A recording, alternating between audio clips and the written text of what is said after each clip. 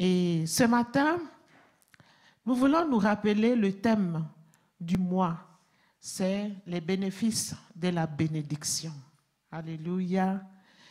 Et j'ai une question à poser et j'aimerais que vous puissiez répondre avant qu'on ne continue. Quelles sont les richesses derrière lesquelles les hommes courent depuis toujours et puis maintenant? Quelles sont les richesses derrière lesquelles les hommes courent? Nous courons tous en tant qu'humains.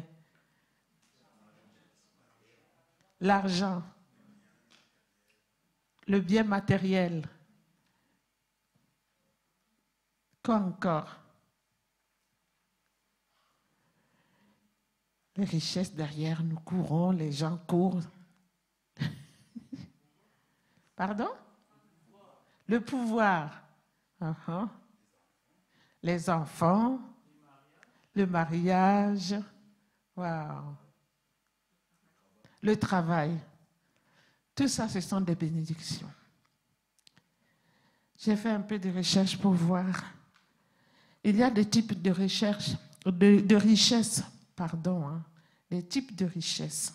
Les richesses financières ou économiques, on a déjà parlé de ça.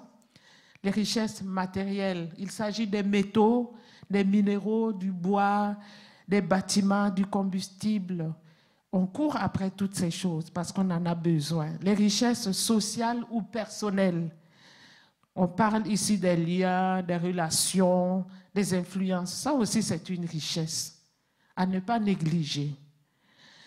La richesse physique, on parle de la santé, tout ce qui concerne le physique, la richesse morale. Nous avons la richesse intellectuelle. On parle ici du savoir, le savoir acquis ou transmis, ou des idées, des concepts que nous avons utiles pour nos projets. Donc, c'est des richesses qui sont utiles pour chacun de nous. On peut parler aussi des expériences, ce sont des richesses. Le savoir-faire. Est-ce que le savoir-faire dit à certaines personnes? Le savoir-faire incarné ou construit à partir de l'expérience personnelle. Donc, nous nous y appuyons pour la réalisation de nos activités et pour la prise de nos décisions. Tout ça, ce sont des richesses. Des richesses, et elles ont toutes de l'importance pour notre existence. C'est une dotation de Dieu pour notre survie, pour notre bien-être, pour que nous puissions développer nos projets et avancer pour nous construire, etc. On a besoin de tout ce que nous avons cité là pour notre vie. Parce que Dieu a pris soin de créer tout avant l'homme, pour que l'homme soit vraiment bien. Il a créé les cieux et la terre, il a créé les animaux, il a créé tout ce qui était bien pour le confort de l'homme. Donc, c'est une dotation pour notre existence. Parce que Dieu a tout pourvu pour chacun de nous. Mais il nous donne aussi une dotation surnaturelle. Une dotation surnaturelle, nous en avons aussi besoin. De la même façon dont nous avons besoin des dotations dont nous avons parlé, on a aussi besoin de la dotation surnaturelle qui est primordiale, qui prime sur tous les autres besoins.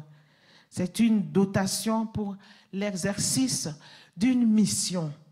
Et Proverbe 10, verset 22, nous dit que c'est la bénédiction de l'Éternel qui nous enrichit et il ne la fait suivre d'aucun chagrin. Alléluia. Donc, cette bénédiction surnaturelle, c'est elle qui nous enrichit, qui nous donne les vraies richesses.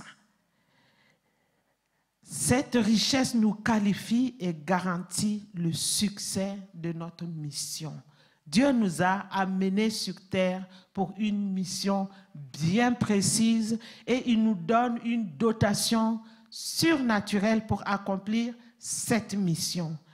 La version Parole de vie de 2017 dit que c'est la bénédiction du Seigneur qui enrichit, qui rend riche, et l'inquiétude n'ajoute rien. Quand Dieu bénit, il bénit. Que l'on soit inquiet ou pas, ça ne change rien.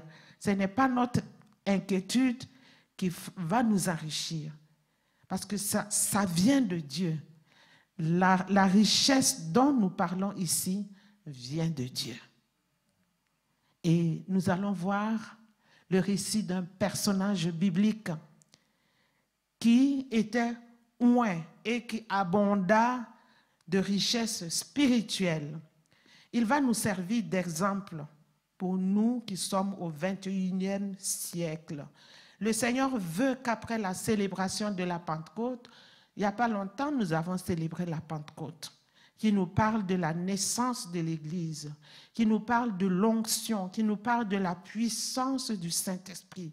Et nous savons que le Saint-Esprit, le don du Saint-Esprit est une dotation surnaturelle pour accomplir une mission. Alléluia.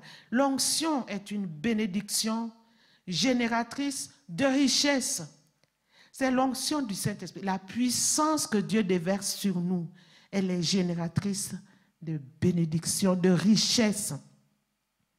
Donc, elle a besoin d'être entretenue. Quand nous recevons l'onction du Saint-Esprit, nous devons la rechercher jour après jour, demander à Dieu de nous renouveler l'onction, de nous renouveler la puissance du Saint-Esprit, parce que c'est cette puissance qui va nous enrichir. Et l'église de El Shaddai, en 2022, doit être une église riche, puisque c'est l'année de bénédiction illimitée, débordante et surabondante. Donc, comme on dit que c'est la bénédiction qui rend riche, donc notre église doit forcément être riche cette année. Et nous allons lire un passage qui nous parle de ce personnage biblique que j'apprécie beaucoup. Le texte se trouve dans 2 Chroniques, chapitre 18, versets 1 à 27. 2 Chroniques 18, versets 1 à 27. Moi, je vais lire dans la version nouvelle édition de Genève 2019.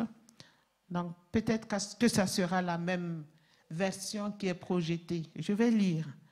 Josaphat eut en abondance des richesses et de la gloire, et il s'allia par mariage avec Akab.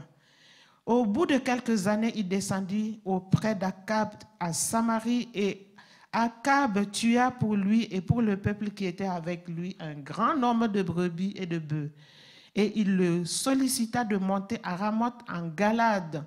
Akab, roi d'Israël, dit à Josaphat, roi de Juda, veux-tu venir avec moi à Ramoth en Galade? Josaphat lui répondit, moi comme toi et mon peuple, comme ton peuple, nous irons l'attaquer avec toi. Puis Josaphat dit au roi d'Israël, consulte maintenant, je te prie, la parole de l'Éternel. Le roi d'Israël assembla les prophètes au nombre de 400. Il leur dit, irons-nous attaquer Ramoth en Galade ou dois-je y renoncer? Et ils répondirent, monte et Dieu la livrera entre tes mains. Mais Josaphat dit, n'y a-t-il plus ici aucun prophète de l'Éternel par qui nous puissions le consulter? Le roi d'Israël répondit à Josaphat, il y a encore un homme par qui l'on pourrait consulter l'Éternel, mais je le hais, car il ne me prophétise rien de bon. Il ne prophétise jamais que du mal. C'est Michée, fils de Jimla. Et Josaphat dit que le roi ne parle pas ainsi. Alors le roi d'Israël appela un eunuque et dit, fais venir tout de suite Michée, fils de Jimla. Le roi d'Israël et Josaphat, roi de Juda, étaient assis, chacun sur son trône, revêtus de leurs habits royaux. Ils étaient assis dans la place à l'entrée de la porte de Samarie et tous les prophètes prophétisaient devant eux. Sédécias, fils de Kenana, s'était fait des cornes de fer et il dit, « Ainsi parle l'Éternel, avec ces cornes tu frapperas les Syriens jusqu'à les détruire. » Et tous les prophètes prophétisèrent de même en disant, « Monte à Ramoth, à Galade, tu auras du succès et l'Éternel la livrera entre les mains du roi. » Le messager qui était allé appeler Michée lui parla ainsi, « Voici, les prophètes d'un commun accord prophétisent du bien au roi. Que ta parole soit donc comme la parole de chacun d'eux. Annonce du bien. » Michée répondit, « L'Éternel est vivant. J'annoncerai ce que dira mon Dieu. » Alléluia. Lorsqu'il fut arrivé auprès du roi, le roi lui dit, « Michée, irons-nous attaquer Ramoth en Galade ou dois-je y renoncer ?» Et il répondit, « Montez, car vous aurez du succès, et ils seront livrés entre vos mains. » Et le roi lui dit, « Combien de fois me faudra-t-il te faire jurer de ne me dire que la vérité au nom de l'Éternel ?» Michée répondit, « Je vois tout Israël dispersé sur les montagnes comme des brebis qui n'ont point de berger. » Et l'Éternel dit, « Ces gens n'ont point de maître, que chacun retourne en paix dans sa maison. » Le roi dit à Josaphat, « Ne te l'ai-je pas dit? Il ne prophétise sur moi rien de bon. Il ne prophétise que du mal. » Et Michée dit, « Écoutez donc la parole de l'Éternel. J'ai vu l'Éternel assis sur son trône et toute l'armée des cieux se tenant à sa droite et à sa gauche. » Et l'Éternel dit, « Qui séduira Akab, roi d'Israël, pour qu'il monte à Ramoth en Galade et qu'il y périsse? » Ils répondirent l'un d'une manière, l'autre d'une autre. Et un esprit vint se présenter devant l'Éternel et dit, « Moi, je le séduirai. » L'Éternel lui dit, « Comment? » « Je sortirai, répondit-il, et je serai un esprit de mensonge sur la bouche de tous ces prophètes. » L'Éternel dit, « Tu le séduiras et tu en viendras à bout. Sors et fais ainsi. » Et maintenant, voici, l'Éternel a mis un esprit de mensonge dans la bouche de tes prophètes qui sont là. Et l'Éternel a prononcé du mal contre toi. Alors Sédécias, fils de Kenana, s'étant approché, frappa Michée sur la joue et dit, « Par quel chemin l'esprit de l'Éternel est sorti de moi pour te parler? » Michée répondit, « Tu le verras le jour où tu iras de chambre en chambre pour te cacher. » Le roi d'Israël dit, « Prenez Michée et amenez-le vers Amon, chef de la ville, et vers Joas, fils du roi. Vous direz, ainsi parle le roi, mettez cet homme en prison et nourrissez-le avec du pain et de l'eau d'affliction jusqu'à ce que je revienne en paix. » Et Michée dit, « Si tu reviens en paix, l'Éternel n'a point parlé par moi. » Il dit encore, « Vous tous, peuple, entendez, ouvrez bien les oreilles et entendez, vous allez voir l'accomplissement. » Voilà. Le thème qui va sortir de ce texte, c'est les richesses générées par l'onction du Saint-Esprit. Les richesses générées par l'onction du Saint-Esprit. La première richesse générée par l'onction du Saint-Esprit, c'est l'authenticité. On peut projeter du verset 10 au verset 15 et comme ça vous allez voir. C'est l'authenticité. On parle ici de Michée.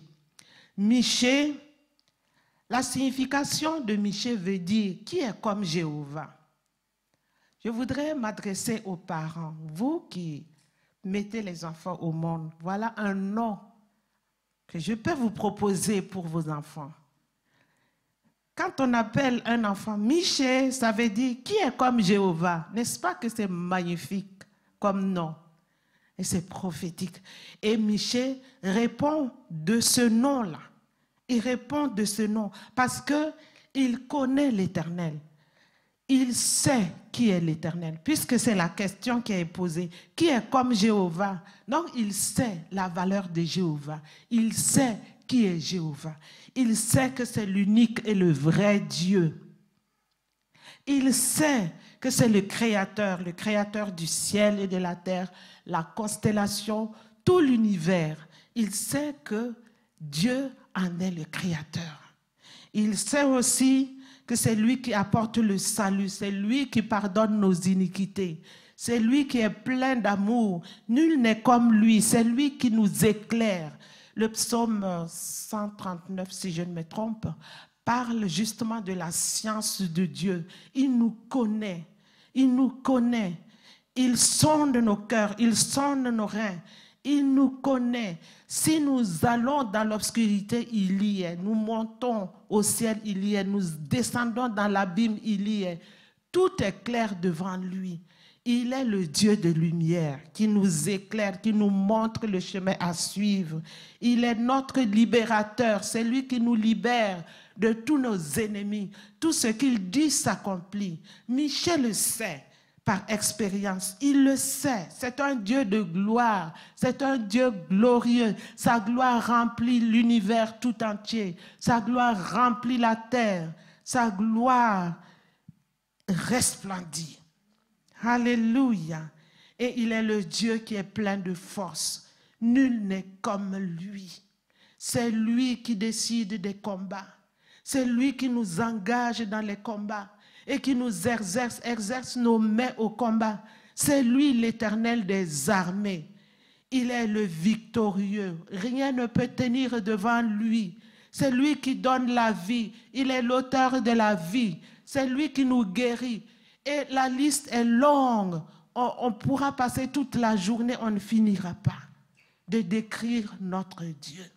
Donc Michée était un prophète. Il avait reçu le don, le ministère don de prophétie, et il avait reçu l'appel. Donc c'était un prophète de vocation. Il avait reçu l'appel dès le ventre de sa mère et il exerçait cet appel d'une manière désintéressée. Tout à fait le contraire des 400 prophètes. Les 400 prophètes là, qui étaient là devant le roi Akab et le roi Josaphat, c'étaient des prophètes de métier. Et ils exercent leur métier là depuis Samuel. Ils sont des descendants de Nébim. Donc, leur ordre, c'est l'ordre des mendiants. Ils ne travaillent pas, ils vivent de la mendicité. Et ce sont des nationalistes. Et ils sont complaisants envers le roi pour pouvoir prophétiser des bonnes choses. Ils disent des bonnes choses. Ils prophétisent le bonheur pour les présents. Parce qu'ils ne travaillent pas. Ils prophétisent pour avoir à manger. Mais Michée, lui, il est resté tel qu'il devait être. Alléluia. Il est resté authentique. L'authenticité, c'est une richesse inestimable que Dieu donne. C'est une richesse que l'onction donne. Seulement ceux qui sont loin de l'Éternel peuvent rester authentiques comme Michée.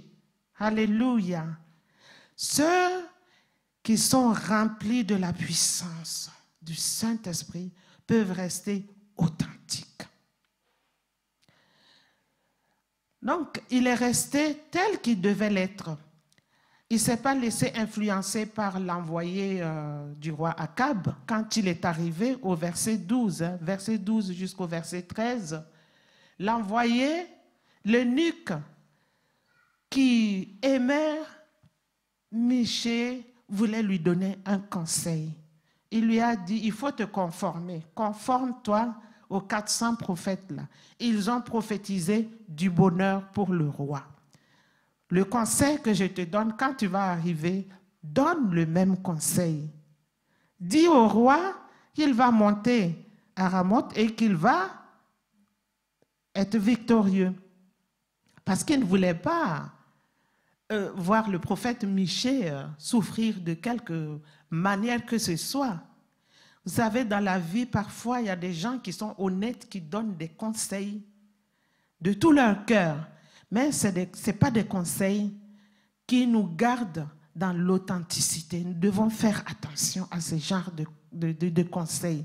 Mais le prophète Michée, qui était un messager fidèle, a dit à l'eunuque là, moi je reste fidèle. Je vais annoncer seulement ce que je reçois de Dieu. Il n'a pas été influencé. Ce n'était pas un prophète influençable. Lui, il ne prophétisait pas pour son ventre. Il disait exactement ce que Dieu lui montrait, ce que Dieu lui donnait comme message. Alléluia. Il ne suivait pas le mouvement de masse. Il était tel qu'il devait être. Un prophète, ouais, un prophète rempli du Saint-Esprit qui faisait exactement la volonté de Dieu. Vous savez, chez nous, au Burkina Faso, on a un oiseau qui apparaît au début de la saison pluvieuse, qu'on appelle Wenra. Donc, sa queue, là, sa queue, c'est vraiment un bel oiseau. Il est bleu, avec quelques dessins. Quand tu vois, il donne de l'admiration. On le regarde. Mais sa queue tourne dans la direction du vent. Quand le vent tourne à droite, sa queue tourne à droite. Si c'est à gauche, sa queue. Donc, si on te qualifie de queue de cet oiseau, ça veut dire que tu es instable. Mais nous voyons que Michée était stable. Il était stable. Il n'a pas suivi le mouvement de masse. Parce qu'il était en communion intime avec son Dieu. Et il a connu un changement à l'intérieur de lui-même. Ce changement lui a permis de ne pas se conformer aux autres prophètes. Il a préféré dire la vérité. Il s'est distingué des autres à cause de son intimité avec Dieu. Alléluia. Lui, il ne s'est pas laissé devenir sourd ou aveugle comme les autres prophètes. Si vous lisez Ésaïe 42, verset 19, le Seigneur parle de son peuple qu'il qualifie de serviteur. Et là, le Seigneur parle justement d'une manière négative de ce serviteur, le peuple de Dieu. Il dit, qui est aveugle sinon mon serviteur, et sourd comme mon messager que j'envoie, qui est aveugle comme l'ami de Dieu, ou bien comme celui qui a reçu des bénédictions, aveugle comme le serviteur de l'Éternel. Mais Michée a marqué la différence. Il n'était pas sourd, il entendait vraiment la voix de Dieu. Et il ne s'était pas laissé aveugler comme les 400 prophètes, les faux prophètes. Il s'est distingué, Vous savez, aujourd'hui, l'Église représente Israël. Donc, nous sommes aussi les serviteurs de l'Éternel. L'Église, ce n'est pas les 4 murs. L'Église, c'est toi, c'est toi, c'est toi, c'est moi. Nous sommes les serviteurs de l'Éternel. Et nous devons être comme Michée.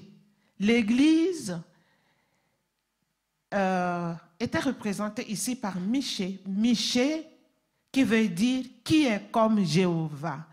L'Église de Jésus-Christ, c'est qui est Jéhovah. Donc, nous pouvons nous appeler aussi des Michées. Des Michées, nous sommes des Michées, nous sommes une assemblée de Michées. Vous savez, le Seigneur veut attirer notre attention ce matin pour que nous puissions faire la différence. Parce que si nous recherchons vraiment l'onction de tout notre cœur, j'avais dit que la Pentecôte, l'onction n'était pas réservée seulement au jour de la Pentecôte. L'onction se cherche tout le temps. Ça doit faire partie de notre vie. Donc, l'onction, si nous cherchons l'onction, si nous la recherchons, nous allons vivre la différence comme Michée, parce que l'onction fait toujours la différence. Une personne ointe qui reçoit la puissance du Saint-Esprit marquera toujours la différence, parce que c'est une personne qui est dans la communion avec Jésus-Christ d'une manière intense, sa communion intime avec Jésus-Christ, une communion vivante qui permet justement à Jésus-Christ de tailler son image en lui. Tout doucement, mais sûrement, parce que l'image de Jésus-Christ ne se taille pas en un jour, en une semaine, en une année, c'est tout doucement. Mais le Seigneur arrive à tailler son image. Il lui donne sa forme au fur et à mesure que le temps passe. Donc, une personne que Dieu transforme à son image marquera toujours la différence. Alléluia. La différence d'avec les autres personnes qui professent la foi chrétienne, mais qui n'ont pas la part avec la vie de sanctification que donne le Seigneur Jésus. Le Seigneur nous sauve. Il est mort à la croix, c'est vrai. Il nous a rachetés à un grand prix, c'est vrai. Mais ce n'est pas pour nous laisser à notre triste sort. Il nous sauve pour forger son image en nous. Il veut que nous soyons comme lui. Il nous prend à l'état brut pour nous travailler. Il nous nettoie, il nous purifie. Seulement ceux qui se laissent faire pourront porter des fruits. Et quand vous portez des fruits, pour encore porter plus de fruits, Dieu vient vous tailler. Comme le vigneron, il vient tailler la vigne. Il vient enlever les saprophytes qui viennent se greffer et les branches inutiles. Le Seigneur fait la même chose pour chacun de nous. Parce que c'est le but de notre salut, pour que nous puissions aller au ciel. Il nous a sauvés pour que nous puissions parvenir à un changement de vie, que nous puissions vivre en communion avec lui, afin que nous soyons conformes à Dieu, à son image. Alléluia. Parce que Jean 15, versets 2 et 6 nous dit, « Tout sarment qui est en moi et qui porte du fruit, Dieu l'émonne, c'est-à-dire qu'il le nettoie, afin qu'il porte encore plus de fruits. Mais si quelqu'un ne demeure pas en moi, il est jeté dehors comme le sarment et il sèche. Puis on le ramasse, on le jette au feu et il brûle. » Bien-aimés, Dieu cherche à El Shaddai des personnes qui lui soient fidèles et loyales. Alléluia. Non seulement fidèles à Dieu, mais fidèles à l'église de El Shaddai. Dieu cherche des personnes qui lui soient fidèles et loyales. La fidélité à Dieu, c'est la fermeté dans la foi.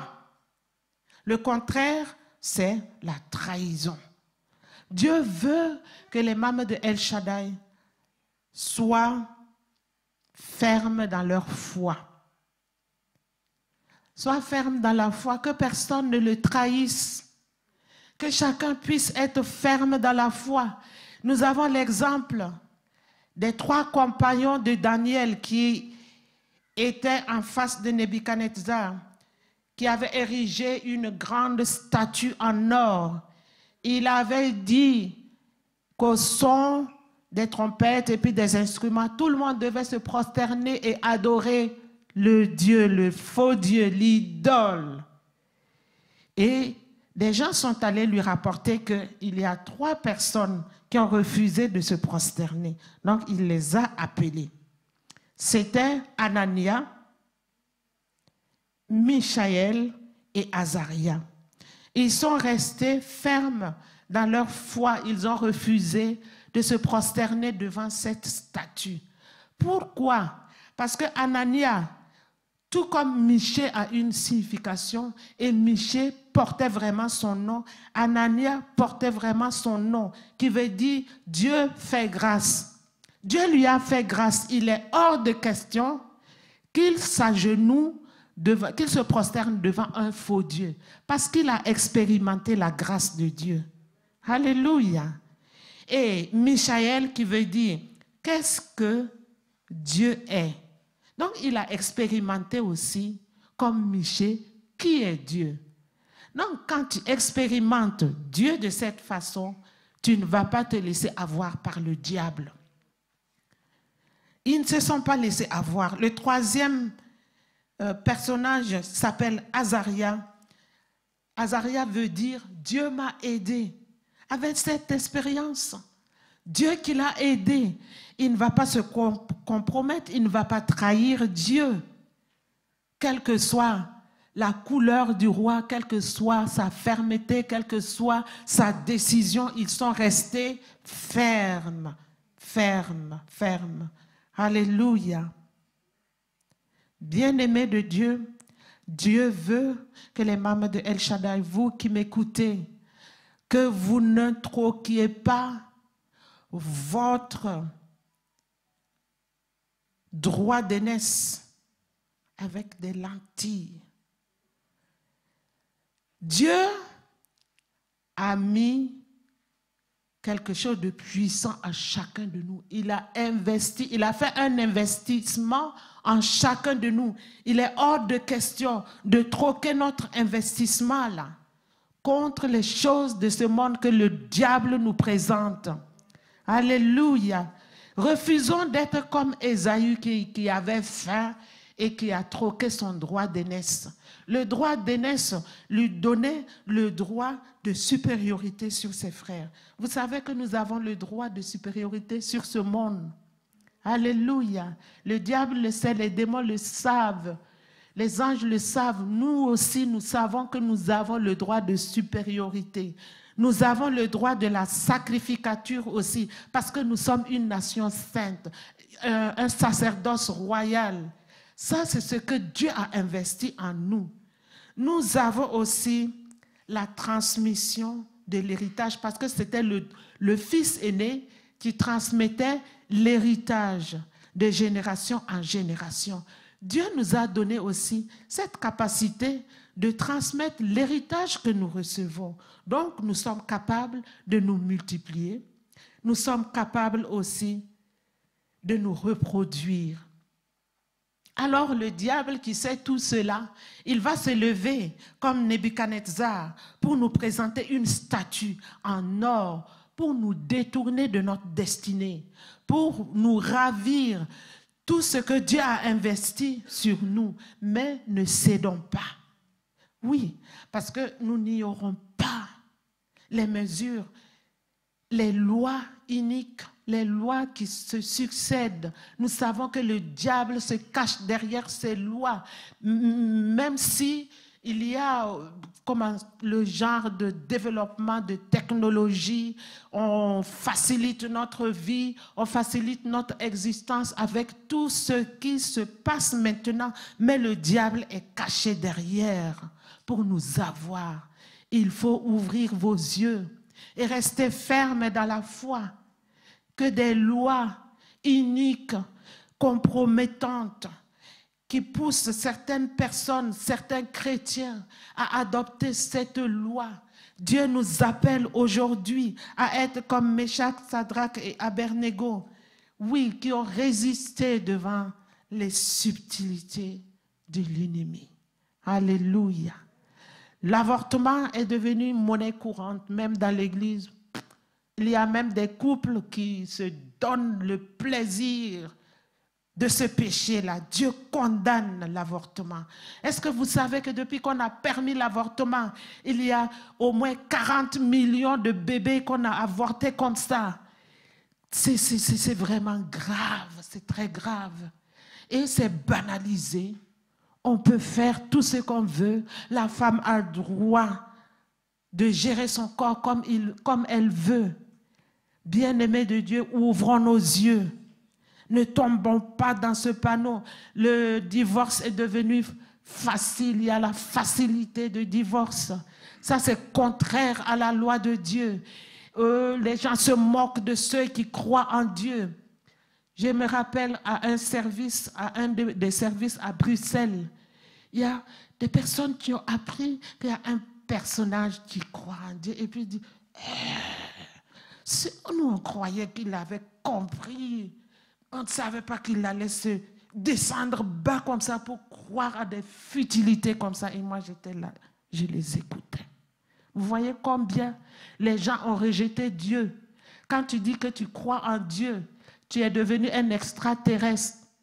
Alléluia. Je préfère être un extraterrestre.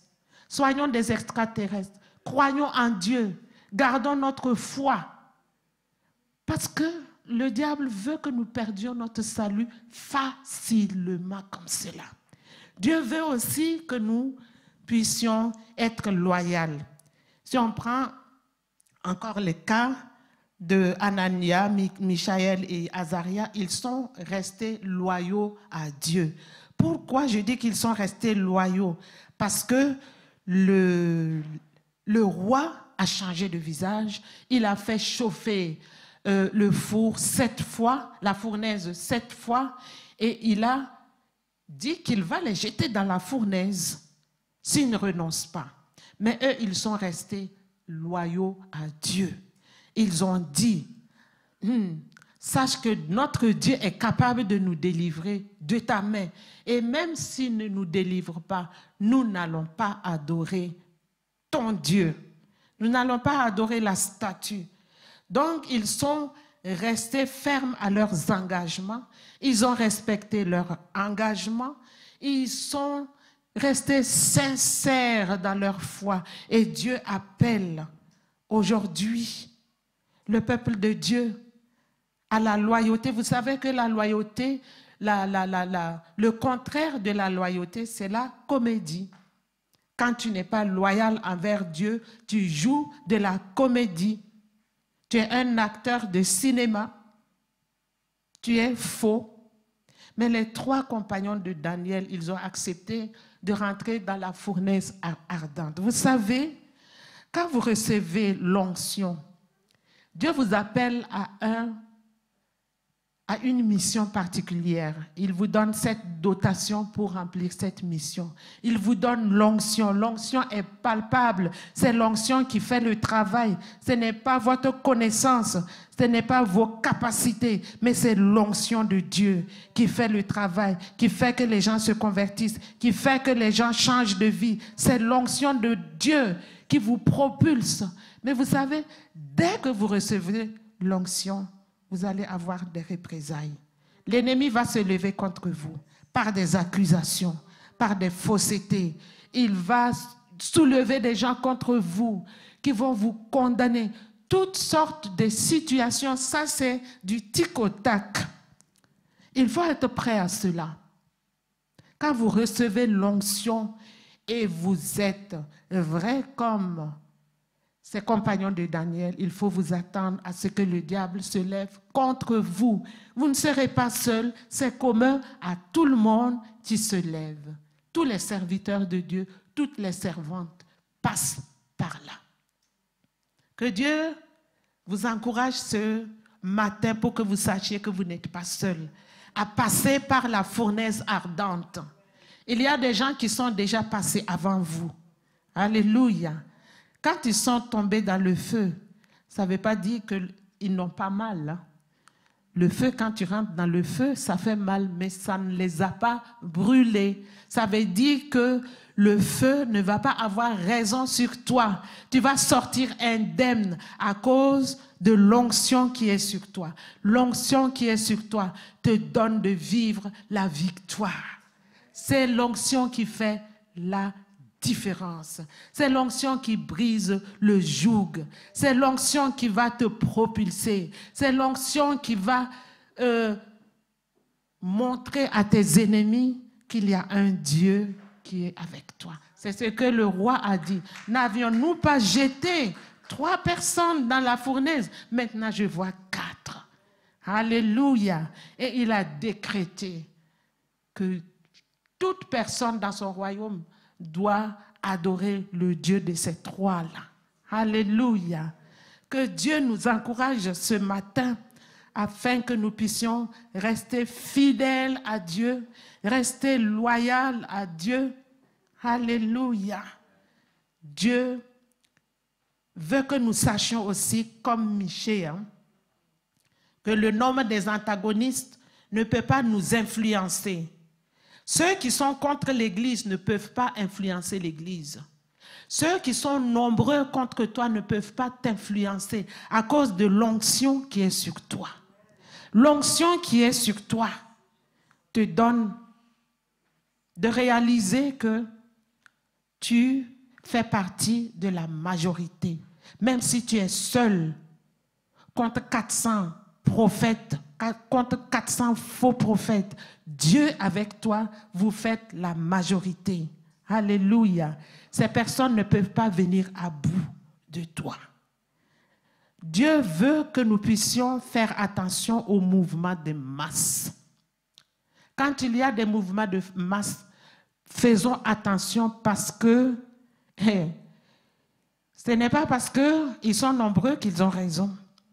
Ce n'est pas parce qu'ils sont nombreux. Il y a des gens qui se lancent dans des courses sans savoir même pourquoi les gens courent. Ils voient seulement des gens qui courent et eux-mêmes, ils prennent peur. Ils ne savent pas s'il y a quelqu'un, il y a un danger ou quoi. Ils se lancent dans la course pour sauver la vie. Ils se fatiguent pour rien jusqu'à se rendre compte que non, c'était des gens qui couraient comme ça.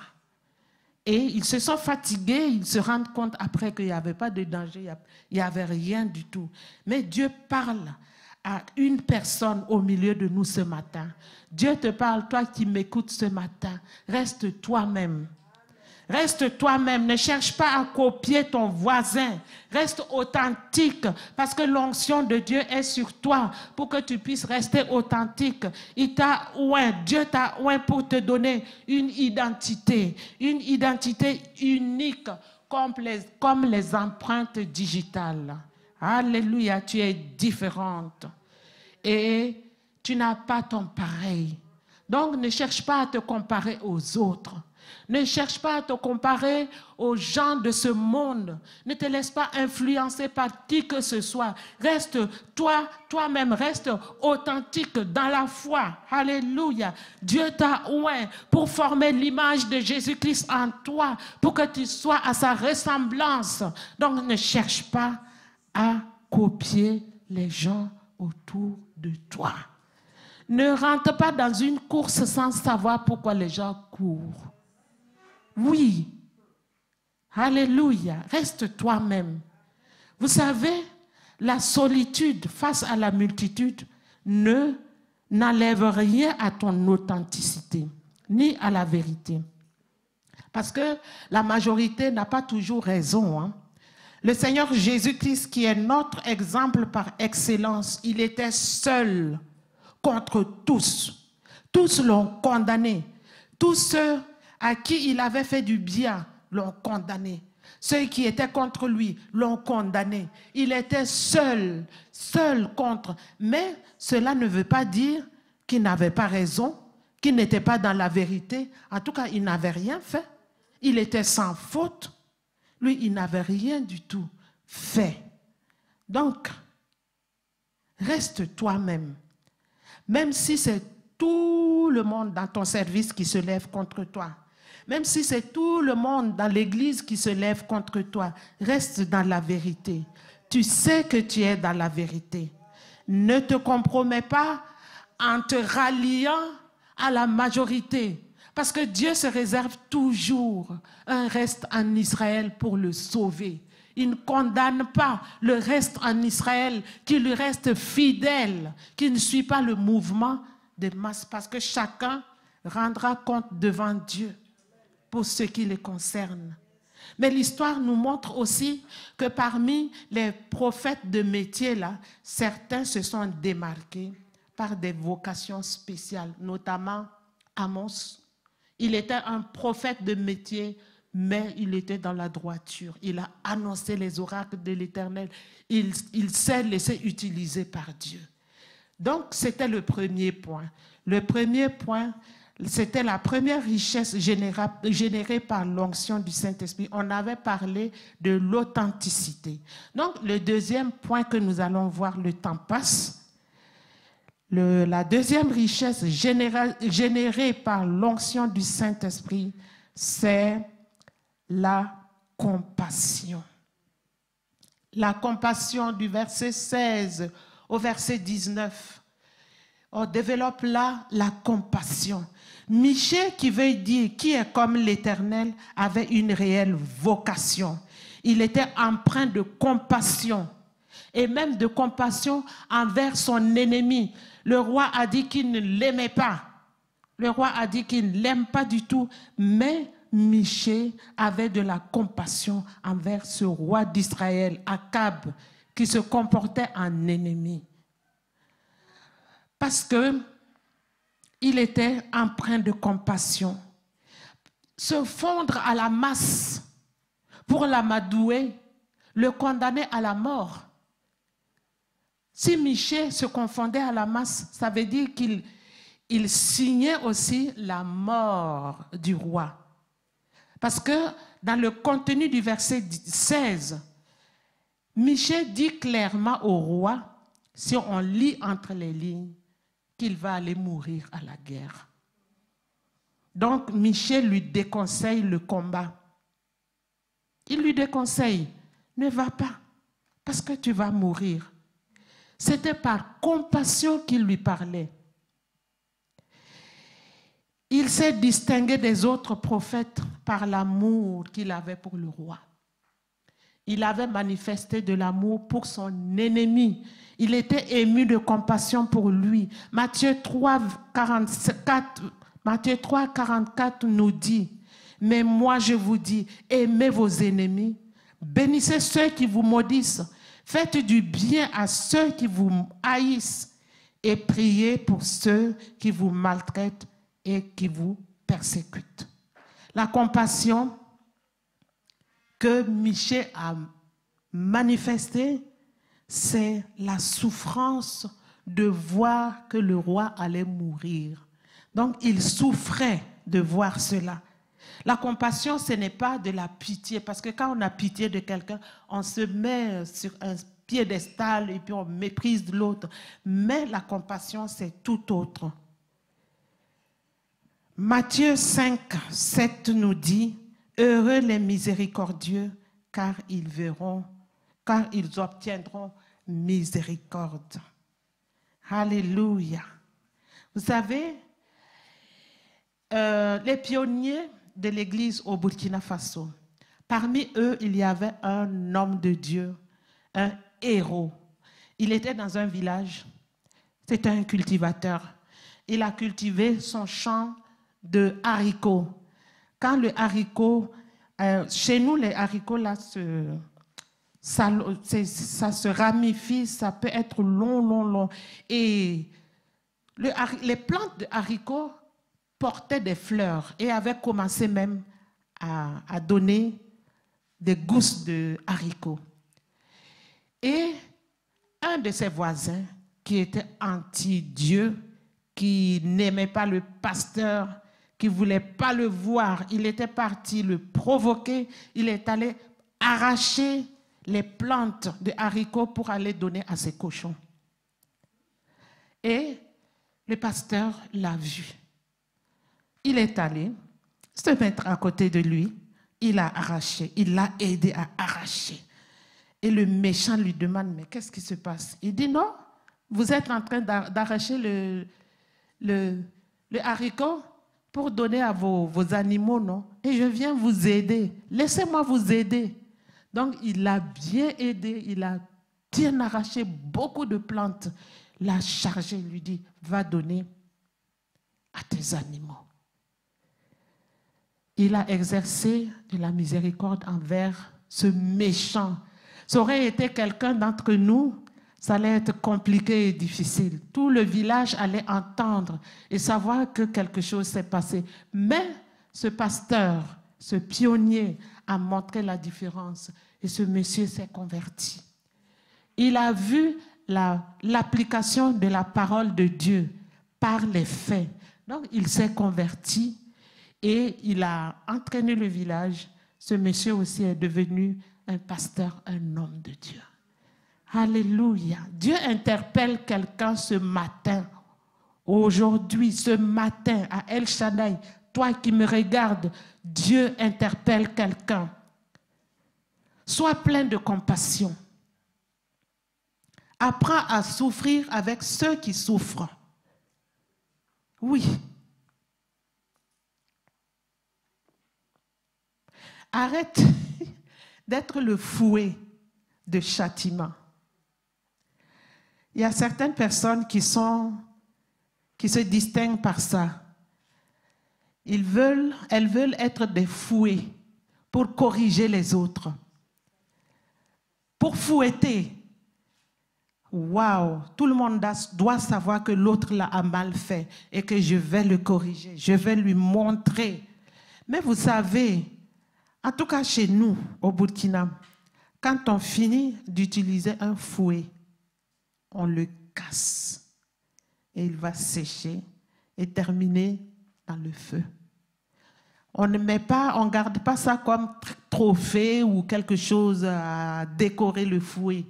Le fouet, quand tu casses un fouet, tu casses une branche d'arbre, tu corriges bien ton enfant ou tu corriges l'élève, le fouet est cassé. Dans la Bible même, il est mentionné. Dieu utilise des nations comme un fouet pour corriger son peuple d'Israël.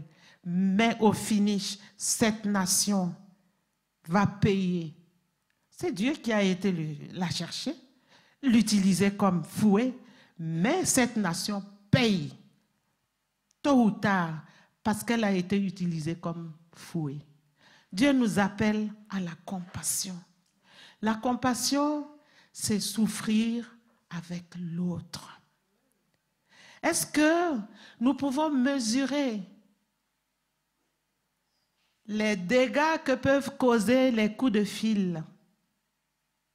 Les coups de fil qu'on se fait pour se dénigrer entre nous, ou bien pour raconter de je ne sais pas quoi. Est-ce qu'on imagine un peu les dégâts que ça peut causer dans le corps de Christ, même au niveau du travail, même dans les familles? Le ministère du téléphone fonctionne. On cogne les têtes les uns des autres. Tout le monde doit savoir que l'autre a mal fait. Et même parfois, on ajoute du piment et du sel. Ça, c'est le contraire de la compassion. C'est le contraire de la compassion. Dieu appelle quelqu'un ce matin à manifester de la compassion. Parce que la compassion, c'est une richesse, une grande richesse que Dieu donne à ceux qui sont remplis du Saint-Esprit, qui sont revêtus de la puissance du Saint-Esprit. Dieu appelle quelqu'un à ne pas avoir peur. Il parle à quelqu'un ce matin. Tu as reçu une mission. Et dans l'exercice de ta mission, tu expérimentes la compassion sans le savoir. C'est-à-dire que tu pries pour quelqu'un qui a des symptômes bien déterminés et c'est toi qui les ressens après. Ça veut dire que Dieu a mis la compassion en toi pour que tu puisses souffrir avec la personne, comprendre la personne pour lui venir en aide. Tu pries pour quelqu'un qui a des maux de ventre. La personne se tord. Et après, tu vois que c'est toi-même qui ressens les mêmes douleurs. Il ne faut pas avoir peur. C'est une grâce particulière que Dieu a déposée sur toi pour que la personne soit libérée. Pendant que tu souffres là, la personne obtient la délivrance. Alléluia. C'est une grâce. La compassion, c'est une grâce. Il ne faut pas croire que c'est des attaques de l'ennemi te mettre à chasser au nom de Jésus ou bien dire, ah, si c'est comme ça, je reste tranquille parce que je ne vais pas souffrir. Le Seigneur a payé le prix de la compassion pour que chacun de nous soit ce que nous sommes aujourd'hui. Il est l'intercesseur auprès du Père parce qu'il a revêtu notre humanité. Il sait ce que c'est que la faim. Il sait ce que c'est que la faiblesse. Quand quelqu'un tombe à cause de la faiblesse, il dit à Dieu, à son papa, je le comprends. Je suis passé par là. Donc Jésus-Christ est ton exemple par excellence. Ne lâche pas. Ne dis pas que ça vient du diable parce que je ressens ce que les autres ressentent. Glorifie Dieu et va de l'avant. Parce que ce n'est pas donné à tout le monde. Alléluia. Parce que la compassion, c'est souffrir avec les autres. Dieu appelle une autre personne ce matin à être riche de compassion. Pourquoi? Parce que le monde dans lequel nous vivons aujourd'hui a besoin de compassion. Et seul le Saint-Esprit peut nous donner cet équipement, cette richesse incalculable. Soyez riches en compassion, poursuivez-la comme de l'or. Vous savez, il y a eu des moments de ruée vers les gisements d'or, de diamants et puis d'autres de pétrole. Même dans mon pays, on connaît tout ce qui se passe là, le terrorisme à cause des découvertes, à cause des gisements de minéraux qui sont là. Mais la compassion est plus valeureuse que toutes ces pierres précieuses vers lesquelles nous pouvons courir. Vous savez, Jésus-Christ opérait des miracles par compassion. Il a nourri des foules par compassion. Il a sauvé des gens par compassion. Et il nous transmet la même chose. Il a dit à son Père, ce que tu m'as donné, je le leur ai donné. Donc tout ce que Jésus a reçu, il nous l'a donné aussi. Il le faisait par compassion. Il était plein de compassion. Il était ému de compassion. Et il nous transmet ce flambeau. Soyons riches en compassion. Alléluia. Alléluia. La compassion crée le rapprochement.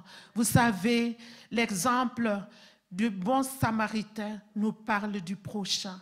Qui était son prochain?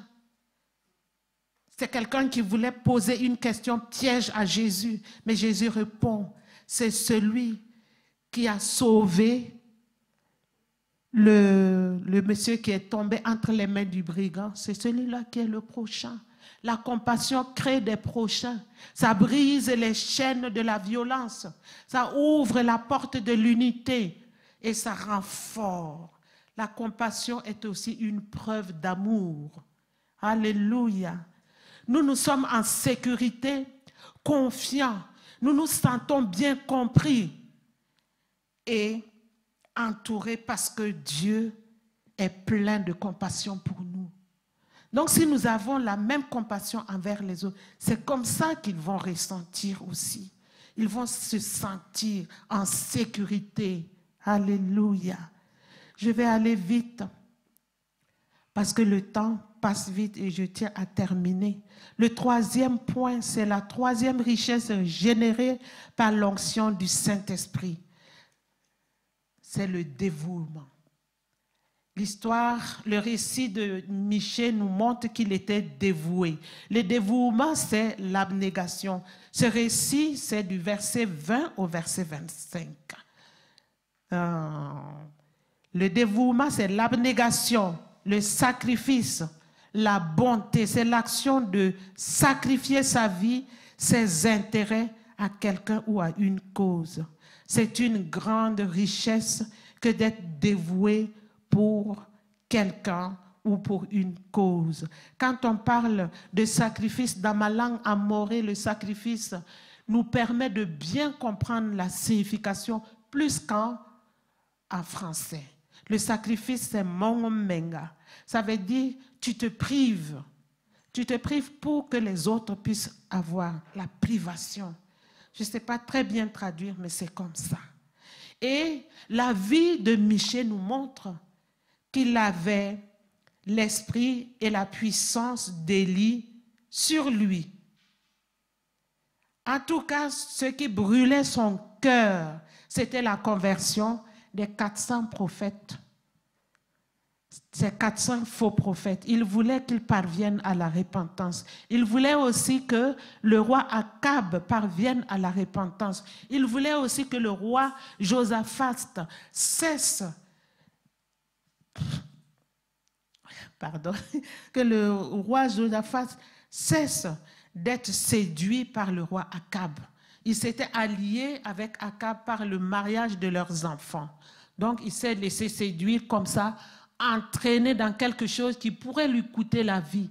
Et Michée, qui avait l'esprit et la puissance de Dieu qui était en Élie, s'est levé pour leur cause. Vous savez, le roi Akab était comme Salomon. Il avait le prestige de Salomon. Il avait la même ouverture d'esprit que Salomon. Et il avait une puissance militaire plus que Salomon. Ce n'était pas n'importe qui, ce roi-là. Et la Bible lui donne beaucoup de chapitres. Son récit occupe beaucoup de chapitres, plus que les autres rois, parce qu'il était très important. Et il s'est allié avec... il a marié Jézabel par stratégie pour protéger son pouvoir, pour protéger son pays. Et si nous regardons bien les différentes alliances qu'il a faites, c'était bien étudié. Il était très intelligent pour le protéger. C'est pour cela qu'il a régné pendant un certain temps. Mais son alliance avec Jézabel l'a entraîné à l'idolâtrie. Il a péché contre Dieu et il a entraîné le peuple d'Israël à pécher contre Dieu. Vous voyez jusqu'où il est tombé bas. Et pour cela, Dieu a tenu un conseil dans le ciel pour pouvoir le tuer. Et il y a un esprit qui a trouvé le bon moyen pour venir mettre l'esprit de mensonge dans le cœur des 400 prophètes afin de pousser Akab au champ de bataille pour que Dieu puisse le tuer. Mais il a quand même envoyé Michée pour lui exposer toute cette vérité dans l'espoir qu'il change de comportement. S'il changeait de comportement, s'il se remettait en question, parce qu'il y a un autre roi qui s'appelle Manassé, c'est le fils d'Ézéchias. Vous savez que Ézéchias a apporté la réforme spirituelle dans Juda. Et il a ramené le cœur des enfants d'Israël à Dieu. Mais après sa mort, c'est son fils Manassé qui connaissait bien la parole de Dieu, on pouvait dire comme Michée, qui est comme l'Éternel. Il sait qui est l'Éternel. Il sait que Jérusalem était le lieu où la gloire de Dieu devait se manifester. Il sait que le temple de Dieu est le lieu où la gloire de Dieu devait se manifester. Mais là, il a amené des statues, des idoles dans le temple de l'Éternel, dans les parvis. Il a adoré l'armée des cieux. Il a consulté des voyants, il a consulté les nuages, il a fait tout ce que l'Éternel interdisait sciemment. La parole de Dieu a dit qu'il le faisait pour provoquer la colère de Dieu. Vous voyez ce méchant. Il connaissait la vérité vraie, mais ce n'était pas son problème. Lui, il voulait irriter Dieu. Et Dieu a envoyé un prophète pour lui dire, à cause de ce que tu as fait, puisqu'il a entraîné le peuple de Dieu aussi dans le péché, Dieu a dit, déportation, vous serez déportés. Et il s'est humilié. Il est entré en lui-même. Il a vu que ce qu'il a fait n'était pas bien. Quelqu'un qui voulait irriter Dieu, il s'est humilié devant Dieu. Il a demandé pardon. Il a renoncé à tous ses projets. Il a rétabli le culte.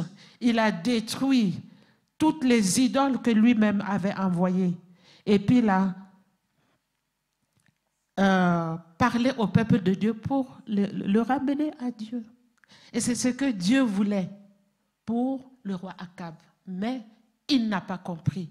Sédécias aussi n'a pas compris que Michée était un envoyé de Dieu pour pérenniser sa vocation et la vocation des 400 prophètes là aussi.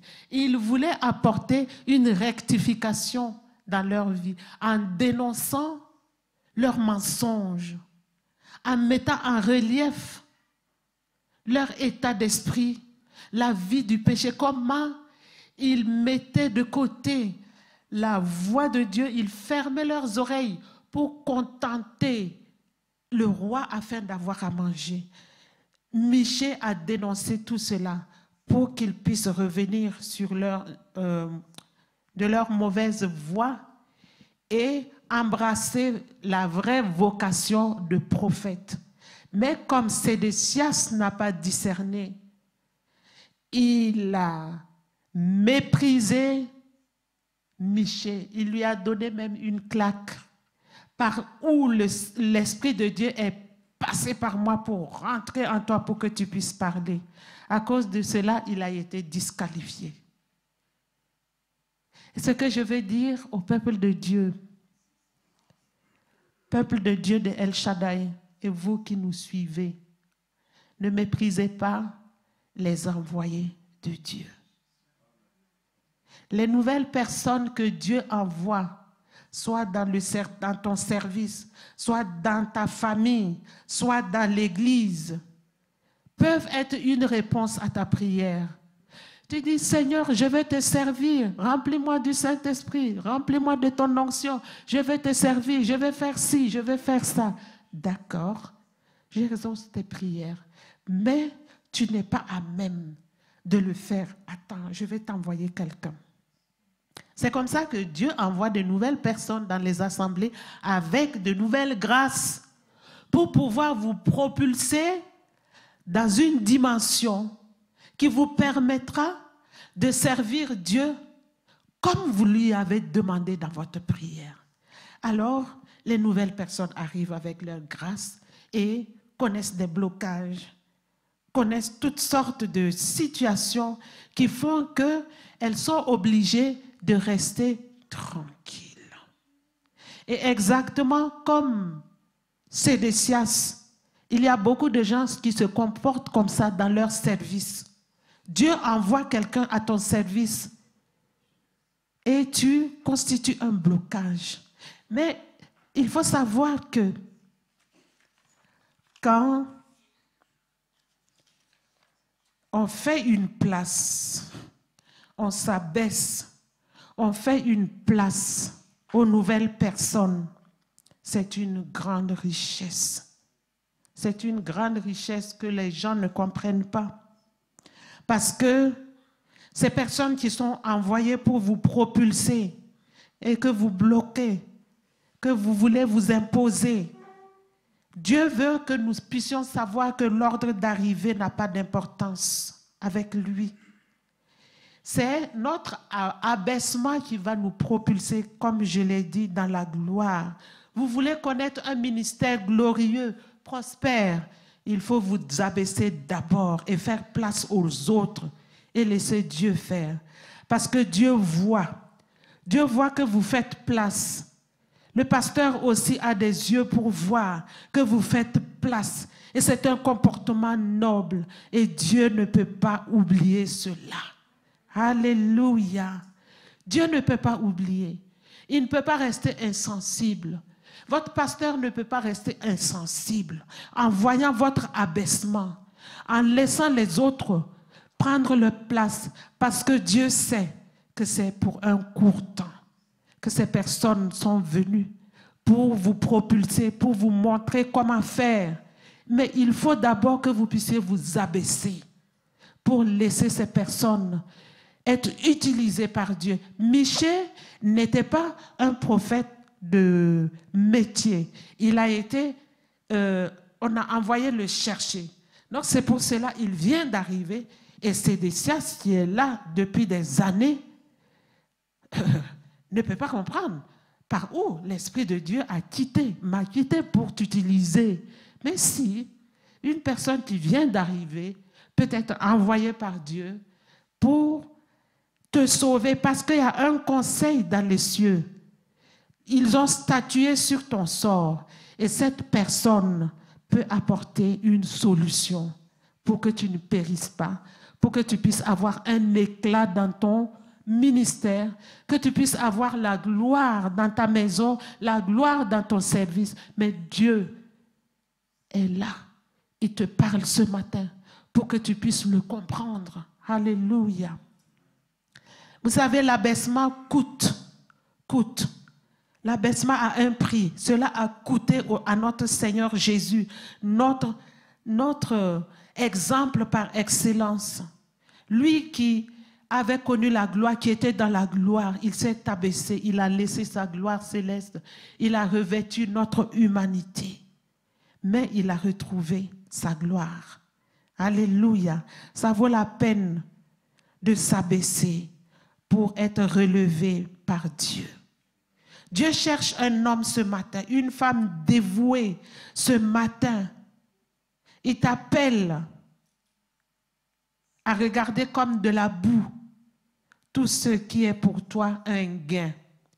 Ce qui est pour toi comme un gain, ça peut être ton rang social, ça peut être ton ordre d'arrivée, comme j'ai dit, à ton service, à la maison, dans ta famille, à l'église, ton titre, tes privilèges, tes intérêts. L'apôtre Paul l'avait compris, il avait regardé tout ça comme de la boue. Notre Seigneur Jésus lui-même s'est dépouillé de sa gloire céleste.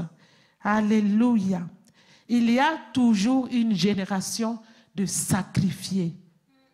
Toujours une génération de sacrifiés. Alléluia.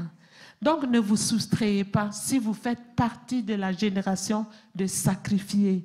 Ça, c'est aussi une richesse que seul le Saint-Esprit donne. Quand le Saint-Esprit te donne cette capacité, toi-même tu ne comprends pas pourquoi tu arrives à faire toutes ces choses-là. C'est parce que tu es revêtu de la puissance du Saint-Esprit. Dieu veut que tu acceptes de te vider pour tout retrouver en Jésus-Christ. Et Dieu veut te valoriser ce matin par ton dévouement.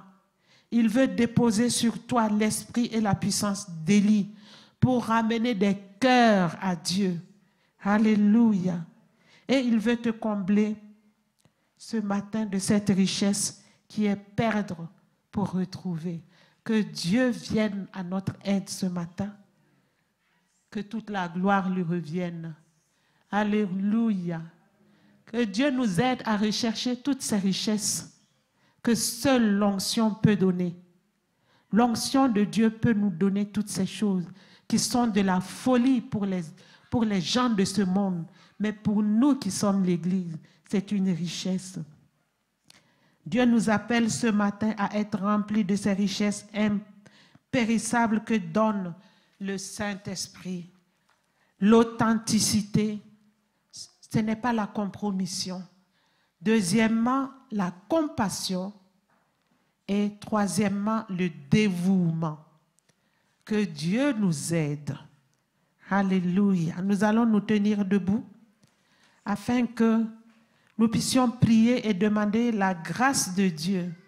La grâce de Dieu, que nous puissions rechercher le Saint-Esprit, rechercher la puissance du Saint-Esprit survenant d'en haut sur nous, afin que nous puissions être riches en authenticité, être riches en compassion, être riches dans la consécration. Nous pouvons nous tenir debout. Seigneur notre Dieu, notre Roi, tu nous as parlé ce matin parce que tes richesses, alléluia, la bénédiction que tu répands sur nous, c'est elle qui nous enrichit. Et nous voulons être riches en compassion, nous voulons être riches ce matin, alléluia, en authenticité. Nous voulons être riches en fidélité, en loyauté. Nous voulons être riches ce matin, alléluia, en perdant tout pour retrouver tout en toi.